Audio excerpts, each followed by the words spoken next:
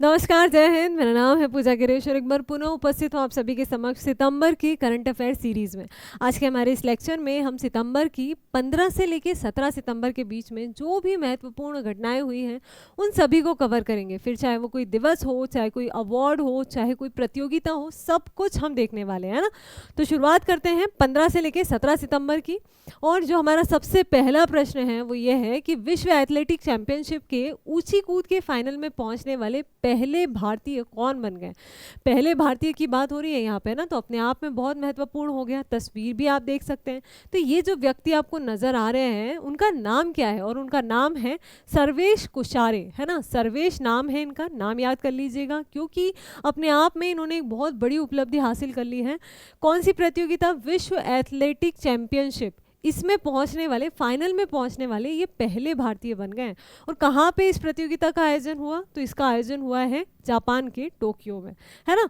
देखिए, ये जो प्रतियोगिता होती है ऊंची कूद, आपने देखी होगी। ये देखिए, तस्वीर देख के आप समझ पा रहे होंगे, बहुत ही कठिन कार्य होता है ये। और फाइनल में पहुंचना वाकई में बहुत बड़ी उपलब्धि है, क्योंकि आपको सभी देशों के बीच में अपना जो है वर्चस्व स्थापित करना होता है ना। तो ये चीज़ अगर आगे देखें तो ये जो हैं सर्वेश जी, ये महाराष्ट्र के हैं और नासिक से आते हैं ना। और जो फाइनल था उसमें 2.28 मीटर से के साथ इन्होंने तीसरा स्थान हासिल किया। चलिए, अगला है कि 77वें प्राइम टाइम एमी अवार्ड 2025 में किस कॉमेडी सीरीज ने अब तक का सबसे अधिक, कितने, कुल 13 अवार्ड जो हैं वो जीत कर इतिहास रच दिया है ना। इतिहास रचने की बात हो रही है, यानी कि एक और अद्वितीय चीज़ है ना। 13 अवार्ड इस कॉमेडी सीरीज़ ने जीते हैं। यहाँ पे आप इन लोगों की पूरी टीम को देख सकते हैं अवार्ड लेते हुए। कौन सा अवार्ड? Emmy award. और इस शो का नाम क्या था? तो इसका नाम था द स्टूडियो। ठीक, एमी। ये एमी जो अवार्ड है इसकी बात हो रही है। कौन से क्रम के? 77 में। ठीक, तो प्रश्न को जो है कई एंगल से पढ़ने का प्रयास किया कीजिए। कभी कभी प्रश्नों को तोड़ मरोड़ के आपके सामने एग्जामिनर प्रस्तुत कर देता है। तो ये चीज़ हो गई। अब ये जो अवार्ड होता है एमी अवार्ड, ये इसकी सबसे बड़ी खास बात ये है कि ये टेलीविज़न में दिया जाता है और ये कॉमेडी सीरीज़ है ना। देखिए, इसके बारे में देखते हैं। ये अवार्ड देते हुए है तस्वीर। और ये जो होता है एप्पल टीवी की कॉमेडी सीरीज़ द स्टूडियो, ये शो है ना। ठीक, और कुल 13 अवार्ड इसको मिले हैं। और ऐसा पहली बार हुआ है कि किसी एक कॉमेडी शो को 13 अवार्ड एक साथ मिले हैं, है ना। तो पूरी टीम के हाथों में देख सकते हैं आप खूब सारे अवार्ड्स हैं। अगला प्रश्न है कि भारत में अभियंता दिवस यानी कि इंजीनियर्स डे कब मनाया जाता है? बताइए। बहुत सारे इंजीनियर्स हैं, मेरे ख्याल से सबको पता होगा कब मनाया जाता है। तो ये मनाया जाता है 15 सितंबर को, प्रत्येक वर्ष मनाया जाता है। और किस लिए मनाया जाता है? तो ये जो व्यक्ति देख रहे हैं आप, एम विश्वेश्वरैया जी, इनकी जयंती के उपलक्ष्य में ये मनाया जाता है। बहुत ही विद्वान व्यक्ति ये, है ना। इनके बारे में मेरे ख्याल से सब जानते होंगे। 1955 में इन्हें भारत रत्न से भी पुरस्कृत किया गया था। बहुत ही बड़े व्यक्तित्व हैं ये। एक किस्सा मैं बताती हूँ कि एक बार ट्रेन में ये बैठे हुए थे और ट्रेन में सीट पर जो है चेहरा रखकर ये सोए थे और एक आवाज़ सुन रहे थे। जो शोर होता है, जो साउंड होता है, उसकी फ्रीक्वेंसी को ये नोटिस कर रहे थे। देखते देखते कुछ देर में क्या होता है, अचानक से साउंड की जो फ्रीक्वेंसी है वो बदल जाती है और इनको महसूस होता है कि कुछ गड़बड़ है। उसके बाद इनको लगता है कि यहाँ पे कुछ सही नहीं हुआ है। उठ के ये जो है ट्रेन की चेन खींचते हैं और ट्रेन को रुकवा देते हैं। वहाँ पे ये बताते हैं कि मैंने ऐसे ही ट्रेन नहीं रोकी है, एक बहुत बड़े कारण से रोकी है और मुझे लगता है कि आगे जाके पटरी में कुछ न कुछ खराबी ज़रूर है। उसके बाद रात का समय था। ट्रेन का जो स्टाफ होता है, कुछ लोग जाते हैं और जो है टॉर्च से जाके पटरियाँ चेक करने लगते हैं। कुछ दूर जाकर आगे ये देखते हैं कि जब ट्रेन की पटरियाँ जो हैं वो वहाँ पे क्रैक, बहुत बड़ा क्रैक है। और कैसे ये अपनी बुद्धिमत्ता से और अपनी सूझबूझ से एक बहुत बड़े हादसे को टाल देते हैं, है ना, उसको रोक देते हैं। तो ये बहुत ही बड़े विद्वान थे। इनका जो योगदान है भारत में अगर हम देखें, विशेषकर बांध निर्माण, जल संसाधन, इनमें बहुत ज़्यादा है ना। तो बहुत बड़ी उपलब्धि है इनकी। इंजीनियर्स डे के रूप में मनाया जाता है प्रत्येक वर्ष 15 सितंबर को, है ना। और इनका जो पूरा नाम था भारत रत्न मोक्ष गुंडम विश्वेश्वरैया जी था। ठीक, ये चीज़ हो गई इनकी। अगला है कि प्रधानमंत्री नरेंद्र मोदी ने हाल ही में बिहार के किस परियोजना को मंजूरी दी है जिसे प्रधानमंत्री कृषि सिंचाई योजना के अंतर्गत शामिल किया गया है?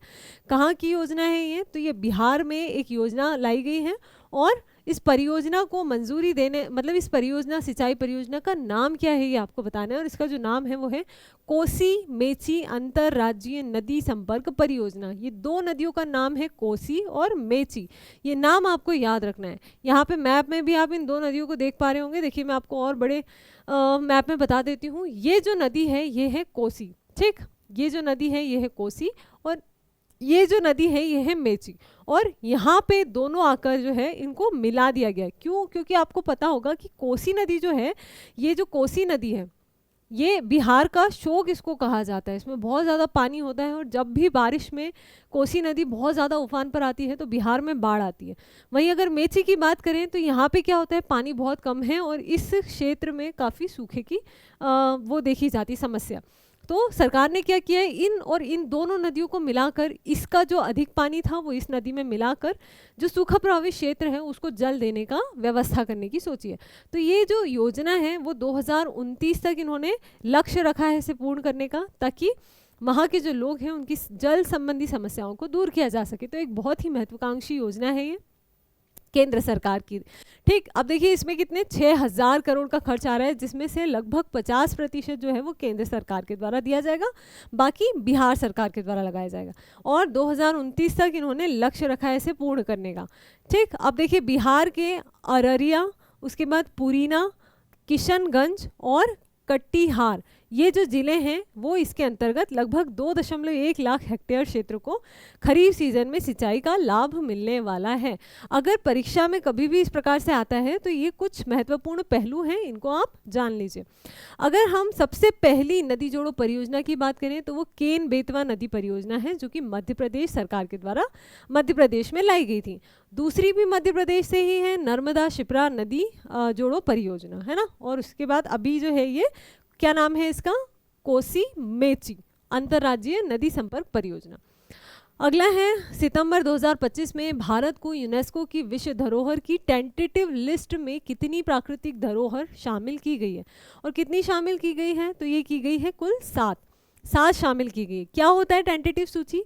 देखिए आपने देखा होगा कि प्रत्येक राज्य से यूनेस्को विश्व धरोहर सूची में कुछ कुछ स्थल शामिल होते हैं, है ना। तो कुल ऐसे मिलाकर हमारे भारत से भी वर्तमान में कितने 44 यूनेस्को विश्व धरोहर स्थल शामिल हैं। अब ये इन स्थलों को शामिल करने के पहले एक टेंटेटिव सूची जारी की जाती है, जिसमें कुछ स्थलों को रखा जाता है, और उन्हीं में से जो सारे मानदंड पूरे करते हैं उन्हें यूनेस्को विश्व धरोहर सूची में डाल दिया जाता है। तो ये टेंटेटिव जो सूची होती है ये जारी की जाती है। इसमें कितने कुल 7 स्थल डाले गए, और इन्हीं में से फिर कुछ स्थल उठाकर यूनेस्को विश्व धरोहर सूची में डाल दिए जाएंगे, ठीक। तो ये जो स्थल हैं, देखिए प्राकृतिक स्थल हैं अलग अलग। अगर बताएं तो इन्होंने जो प्रेस रिलीज किया है उसमें इन 7 स्थलों की इन्होंने सूची दी है, जिसमें इन्होंने बताया है कि एक तो है महाराष्ट्र से डक्कन ट्रैप है, ठीक।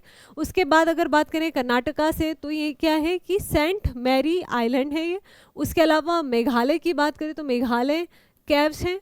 नागालैंड की बात करें तो नागा हिल्स हैं, है ना। आंध्र प्रदेश की बात करें तो आंध्र प्रदेश की हिल है, और आंध्र प्रदेश की जो है natural heritage of Tirumala hills, है ना। और केरला की बात करें तो नेचुरल हेरिटेज ऑफ वर्कला। ये 7 अलग अलग सूची इन्होंने बताई है, ठीक। इसके अलावा अगर हम बात करें तो ये जो है 7 प्राकृतिक धरोहर है, और जिसमें महाराष्ट्र, केरल, कर्नाटका, मेघालय, नागालैंड और आंध्र प्रदेश के 2 स्थल इसमें शामिल किए गए।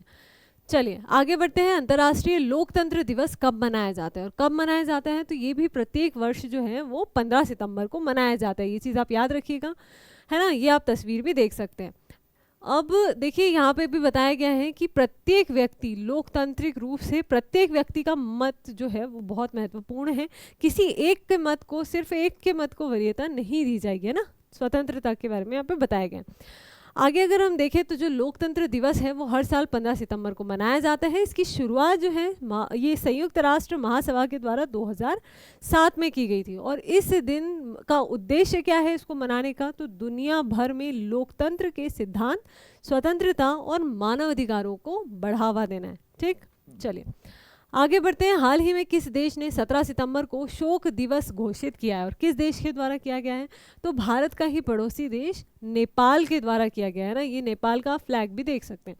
अब देखिए क्यों किया है, आपने देखा होगा भी बहुत ज़्यादा सुर्खियों में नेपाल में जो है जेनजी प्रोटेस्ट चल रहा था और उसी के चलते वहाँ की जो सरकार है पूरा राजनीतिक अस्थिरता देखी जा रही थी। वहाँ के जो प्रधानमंत्री थे केपी शर्मा ओली, उनके द्वारा इस्तीफा भी दे दिया गया।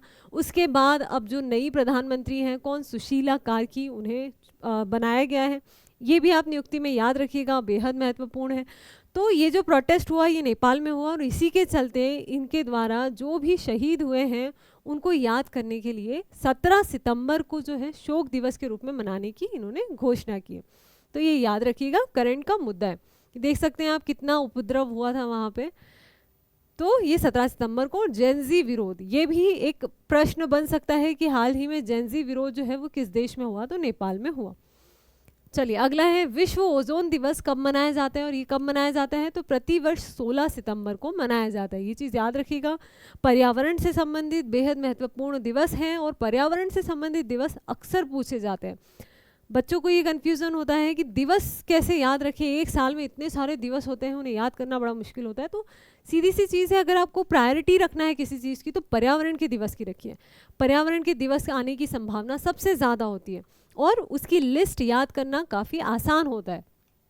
तो 16 सितंबर क्या मनाया जाता है, ओजोन दिवस मनाया जाता है, विश्व ओजोन दिवस 16 सितंबर को मनाया जाता है। अब देखिए इसकी शुरुआत जो है वो 1994 से की गई थी संयुक्त राष्ट्र महासभा के द्वारा और 1994 से इसे घोषित किया गया था। अब देखिए सबसे पहले जो 1987 में एक मॉन्ट्रियल प्रोटोकॉल हुआ था। कभी कभी पूछ लिया जाता है कि मॉन्ट्रियल प्रोटोकॉल किससे संबंधित है, तो ये भी पर्यावरण में ओजोन परत के संरक्षण के लिए सबसे पहले यहाँ पे चर्चा की गई थी 1987 में मॉन्ट्रियल प्रोटोकॉल में।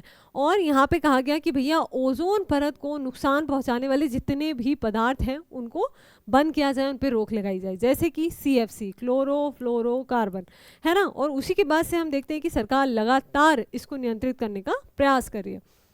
चलिए आगे बढ़ते हैं। किसे भारत के 15वें उपराष्ट्रपति CP राधाकृष्णन का सचिव नियुक्त किया गया है। तो पहली बात तो ये कि हमारे 15वें उपराष्ट्रपति कौन बन गए हैं, CP राधाकृष्णन बन गए। इनसे पहले कौन थे, तो हमारे जो 14वें उपराष्ट्रपति थे वो जगदीप धनखड़ जी थे। अब इनके सचिव किसे नियुक्त किया गया है, तो किसे किया गया है, अमित खरे को किया गया है। एक बहुत ही महत्वपूर्ण अधिकारी है ये। शिक्षा के क्षेत्र में CMO का डिपार्टमेंट, काफ़ी सारी इन्होंने जो है डिपार्टमेंट पहले ही संभाल चुके हैं, काफ़ी जिम्मेदारी वाला काम कर चुके हैं, है ना। तो इनका जो है शिक्षा नीति में भी इनका योगदान रहा है, प्रशासनिक अनुभव भी इनको काफ़ी ज़्यादा है, PMO में भी ये काम कर चुके हैं।